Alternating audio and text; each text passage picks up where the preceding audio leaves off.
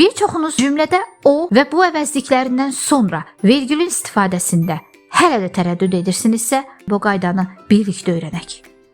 O və bu əvəzlikləri cümlədə kim nə suallarına cavab verərsə, özündən sonra vergül qoyulmalıdır. Məsələn, o dünən sən axtarırdı. Bu məclisdəkiləri heyran etmişdi. Gördüyünüz bu əvəzliklərdən sonra vergül qoyulmalıdır. Beləliklə, o və bu əvəzlikləri cümlədə mübtəda vəzifəsində çıxış edərsə, həmin əvəzliklərdən sonra vergül qoyulur.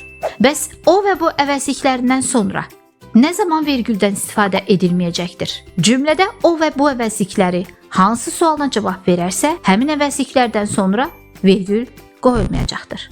Məsələn, o kitablar mağazaya göndərildi. Bu məclisdə onlar da iştirak edirdilər.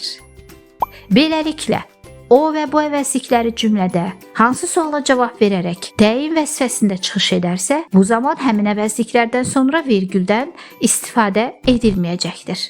Bəs bu qayda ilə bağlı hansı istisnalar var? Daha ətraflı dərslərimizdə.